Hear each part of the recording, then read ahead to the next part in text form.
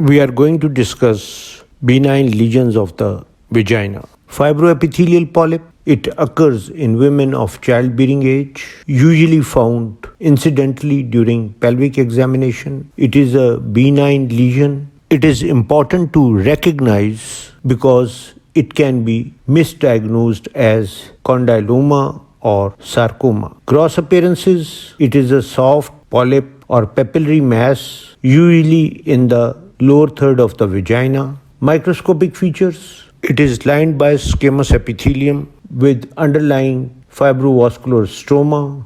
The plump, cytological, atypical myofibroblast may be present in the stroma. Bizarre multinucleate giant cells may also be present.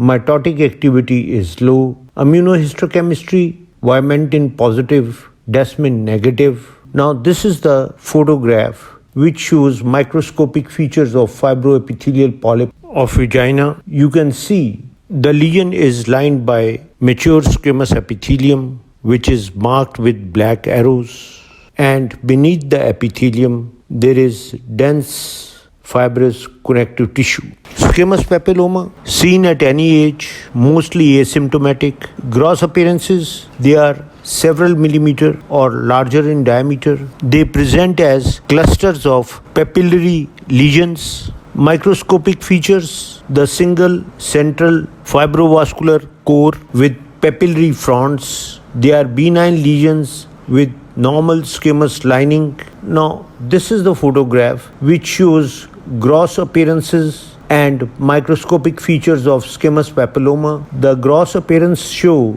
that there are many papillary processes, whereas the microscopic features show papillary structures marked with P with fibrovascular core. Vaginal adenosis, the lesion is associated with diethyl stilbestrol exposure, most frequently in utero, occurs in about 1/3 of women exposed to stilbestrol therapy. Most commonly are seen in women who have taken stilbestrol therapy.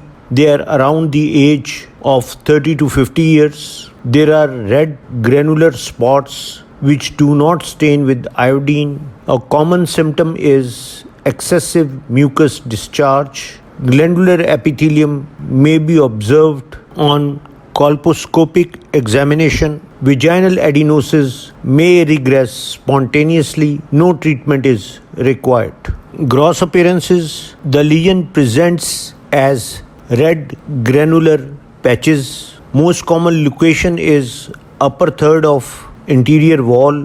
Microscopic features, the mucous columnar epithelium which resembles like endocervical mucosa replaces the squamous lining of vagina. The mucinous secreting glands are present in the lamina propria. Sometimes ciliated epithelium or endometrial type glands are seen particularly in the lower third of vagina. Long standing lesions that become replaced by squamous metaplasia show obliterated glands or mucin droplets in these lesions. Now this is the photograph which shows features of vaginal adenosis. You can appreciate the surface lining by stratified squamous epithelium, and red arrows point glandular epithelium in the lamina propria. Rhabdomyoma, it is a rare tumor and occurs in middle-aged women. It is a benign lesion. It does not seen in children. Gross appearances, it present as polypid mass which is less commonly flat or ulcerated.